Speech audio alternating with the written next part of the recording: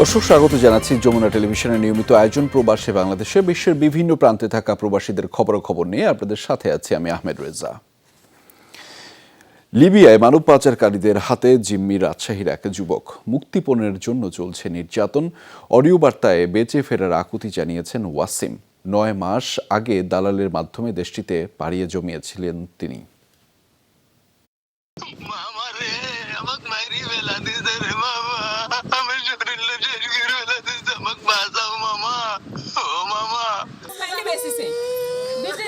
সন্তানের এই অডিও বার্তার পর থেকেই থামছে না মায়ের আহাজারি।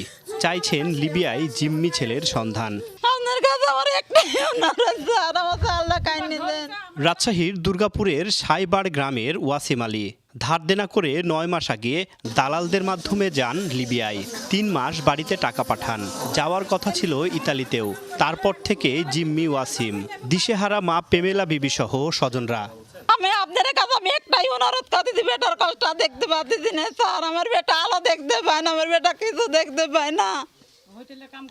আমি হোটেলে কাম করি, আমার নাই পয়সা স্যার। আমি আপনার কাছে একটাই দাবি, আমার তাহলে উদ্ধার করা লাগবে।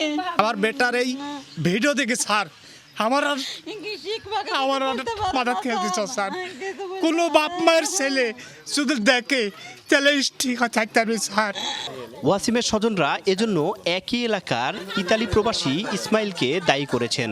এই ইসমাইলের বিরুদ্ধে এর আগেও লিবিয়ায় জিম্মি করে মুক্তিপণ আদায়ের অভিযোগ আছে। সবকিছু বিক্রি করি এতগুলি টাকা দেওয়া হয়েছে, এখন আরো 6 লাখ টাকা আমার বোন কোথা থেকে দিবি? আমার বোন মনে করেন ভিক্ষি করি ঢাকা শহরে সাহায্য করি, টাকা তুলিছে, তোলা পর 8 লাখ টাকা ওরে দিয়েছে। কইতাছে যে মামা এভাবে আমাকে ফোন করে ডাকতেছে ইসমাইল ভাই যে টাকা টুকি লাগবো না, তুই আমার কাছে আয়, আমি ভালো খাইতেছি, তুইও ভালো খাবি, তুই আমার কাছে আয়। পরে একদিন কইতাছে যে গাড়ি দিবে এসে আমাকে গাড়ির থেকে তুলে নিয়ে যাইতেছে। আমাকেও আটকা রাখছিল আপনার 7 মাস এক রুমে বন্দি করে রাখছিল, মসজিদের এক রুমে।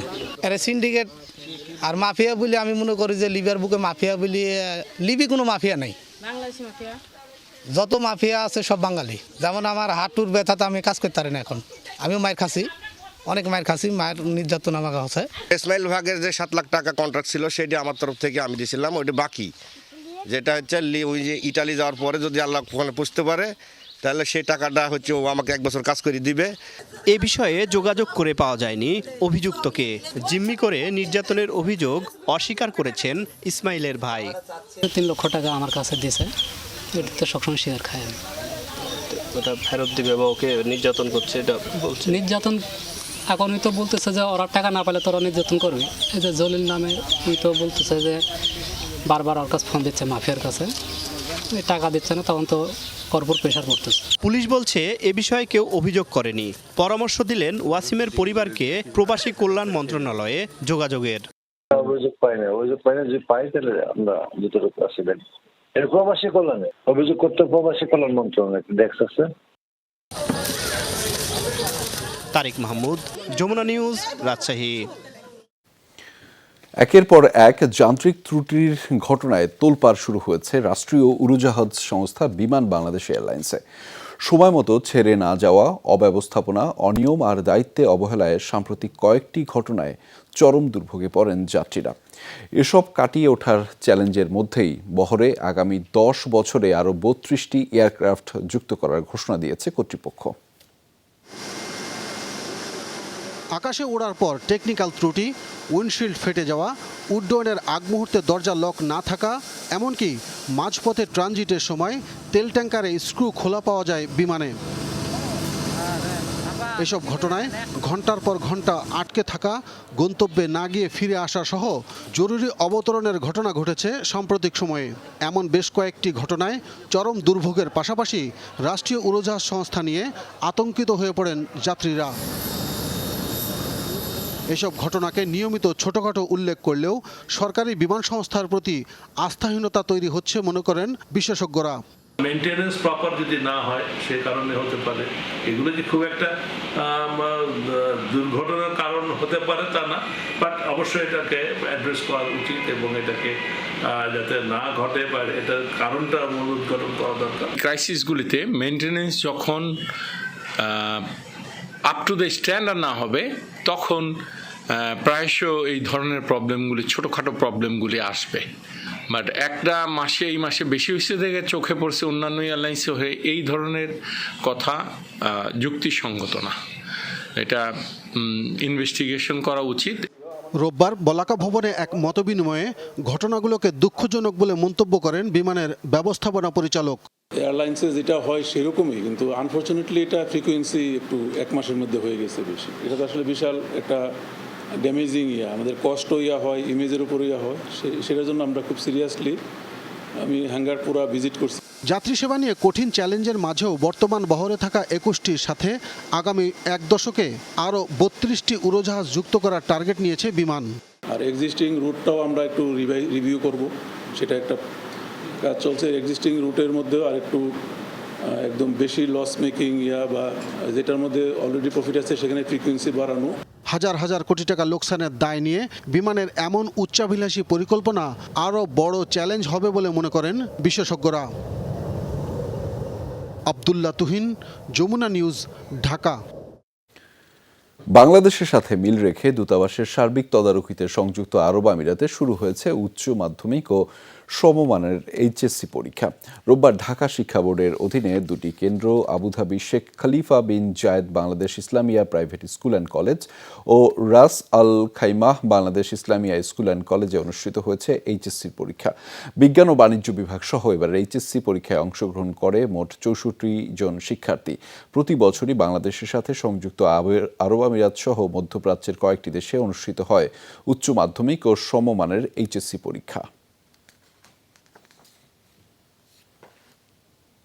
নানা আয়োজনে ফ্রান্সে উদযাপিত হয়েছে বাংলাদেশ আওয়ামী লীগের 75তম প্রতিষ্ঠাবার্ষিকী। দিবসটি উপলক্ষে আলোচনা সভার আয়োজন করে ফ্রান্স আওয়ামী লীগ যুবলীগ শাখা। দেশটির কেতসীমা এলাকার স্থানীয় একটি হোটেলে আয়োজিত হয় এই আলোচনা সভা, যাতে প্রধান অতিথি হিসেবে উপস্থিত ছিলেন আলী হোসেন। অনুষ্ঠানের সভাপতিত্ব করেন সংগঠনের সদস্য মোহাম্মদ শাহিবুর রহমান। এছাড়াও প্রধান বক্তা ছিলেন শাহিদ আহমেদ। অনুষ্ঠানে আরও উপস্থিত ছিলেন মুনায়েম চৌধুরী, মোহাম্মদ মিজান, আফজাল মিয়া ও রাসেল আহমেদ সহ অন্যান্যরা।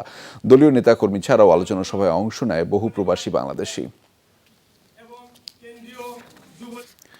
বাংলাদেশ আওয়ামী লীগের 75তম প্রতিষ্ঠাবার্ষিকী পালিত হয়েছে সৌদি আরবেও। এ উপলক্ষে আলোচনা সভার আয়োজন করে মদিনার আওয়ামী লীগ শাখা।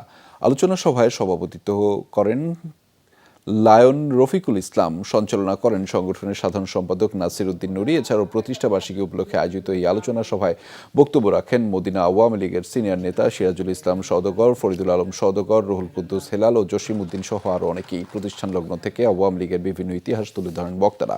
এ সময় অনুষ্ঠানে উপস্থিত ছিলেন বিপুল সংখ্যক প্রবাসী বাংলাদেশি। কেক কাটা সহ নানা আয়োজনে দিনটি উদযাপন করেন সংগঠনের নেতারা।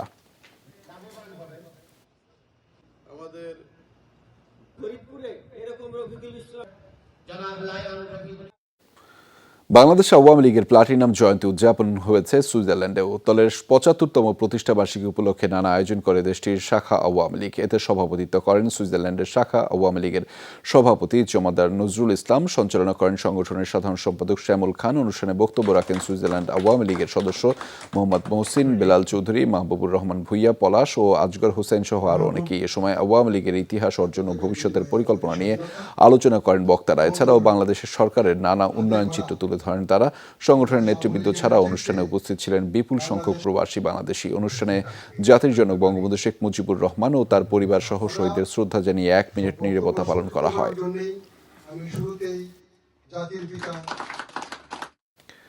জাতীয় সংসদে পাশ হয়েছে 2024-25 অর্থ বছরের বাজেট, যার আকার প্রায় 7,97,000 কোটি টাকা। মঞ্জুরি দাবির ওপর আলোচনায় বলা হয়, শিক্ষার রন্ধ্রে রন্ধ্রে দুর্নীতি রয়েছে। অনিয়ম রোধের দাবি তোলেন একাধিক সংসদ সদস্য। এছাড়া বিচার বিভাগে মামলার জট কমিয়ে আনারও তাগিদ দিয়েছেন তারা। এনজিও ঋণ কার্যক্রম নিয়েও প্রশ্ন তোলেন কেউ কেউ।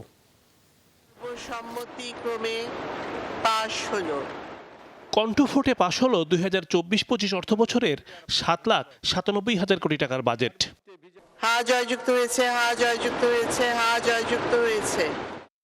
সকালে সংসদ নেতা প্রধানমন্ত্রী শেখ হাসিনার উপস্থিতিতে দিনের শুরুতেই মঞ্জুরি প্রস্তাব নিয়ে শুরু হয় আলোচনা। মাননীয় সদস্যবৃন্দ, এ সময় আইন বিভাগ, শিক্ষা ব্যবস্থা এবং সামাজিক নিরাপত্তামূলক কার্যক্রম সহ নানা বিষয়ে সরব হয় একাধিক সংসদ সদস্য। বলা হয়, শুধু ভবন হচ্ছে, শিক্ষার মান বাড়ছে না, দুর্নীতি এখন রন্ধে রন্ধে। যে জিরো টলারেন্স, আসলে একটা গোটা জাতি গ্রাস হয়ে যাচ্ছে এই দুর্নীতির কাছ থেকে। এনটিআরসির মাধ্যমে শিক্ষক নিয়োগটা নিঃসন্দেহে প্রশংসনীয়, কিন্তু কুড়িগ্রামের চিলমারি কোনো ছেলে যদি মেহেন্দিগঞ্জে চাকরি পায়, সে যায় না। মাননীয় স্পিকার, শুধুমাত্র অর্থ বরাদ্দ করলে হবে না, আমাদের সেই অর্থের যথাযথ সংস্থান এবং সেটা যথাযথভাবে বাস্তবায়ন করার প্রকল্পগুলো, সেগুলো কিন্তু আমাদের কাজ চলমান আছে। জানানো হয়, আদালতে মামলার জটে ত্রাহি অবস্থা, গরিব মানুষরা বিচার পাচ্ছে না, এনজিও খাতের কার্যক্রম খতিয়ে দেখার তাগিদ আসে। এতই যদি মাইক্রো ক্রেডিট সফল হতো, গরিবের রক্ত চোষা পয়সা নিয়ে গ্রামীণ টেলিকম প্যাকেজেস লিমিটে হাজার হাজার কোটি টাকা বিদেশে পাচার করা, বিদেশিদের লবিং এর টাকা দেওয়া, লক্ষ লক্ষ মানুষ কোর্টে কাছারি ঘুরতে ঘুরতে এই দেশের সাধারণ মানুষের মানে কষ্ট হচ্ছে। 2007 সালের 1 নভেম্বরের আগে কিন্তু বিচার বিভাগ স্বাধীন ছিল না।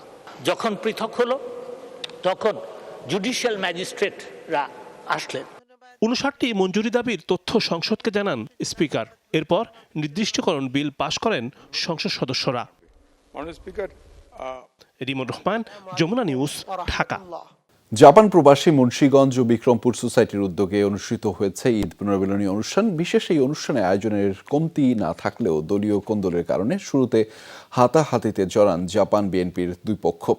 যাতে বিঘ্ন হয় অনুষ্ঠান, পরে আয়োজকদের মধ্যস্থতায় স্বাভাবিক হয় পরিস্থিতি। দেশটির সাইতামা প্রিফেকচারের মিসাতো পার্কে আয়োজিত হয় এই অনুষ্ঠান, যাতে প্রধান অতিথি হিসেবে উপস্থিত ছিলেন জাপানে নিযুক্ত বাংলাদেশের রাষ্ট্রদূত শাহাবুদ্দিন আহমেদ। এছাড়া অতিথিদের মাঝে উপস্থিত ছিলেন মুন্সিগঞ্জ ও বিক্রমপুর সোসাইটি জাপানের সভাপতি বাদল চাকলাদার ও সেক্রেটারি শহীদুল ইসলাম নান্নু সহ অন্যান্য সদস্যরা।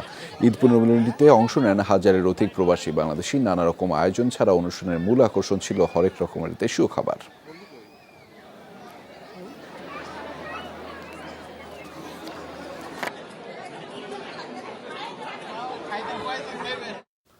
সাগরের তলদেশে নাকি রণক্ষেত্র, প্রথম দেখায় ভ্যাবাচাকা খেয়ে যেতে পারেন যে কেউ। মূলত সাগরের নিচে বিশেষ এক জাদুঘর তৈরি করেছে মধ্যপ্রাচ্যের দেশ জর্ডান। লোহিত সাগরের তলদেশে 5 থেকে 28 মিটার গভীরতায় ছড়িয়ে ছিটিয়ে সাজানো হয়েছে সাজোয়া যান, ট্যাঙ্কসহ যুদ্ধে ব্যবহৃত বিভিন্ন সরঞ্জাম, যা দিন দিন জনপ্রিয় হয়ে উঠছে স্কুবা ডাইভারদের কাছে। নিজের দেশের ভ্রমণ পিপাসুদের পাশাপাশি আকৃষ্ট করছে বিদেশি পর্যটকদেরও। সমুদ্রের তলদেশে যেন যুদ্ধের মহড়া, কি নেই, ট্যাঙ্ক থেকে শুরু করে সাজোয়া যান, এমনকি হেলিকপ্টারও জড়ো করা হয়েছে।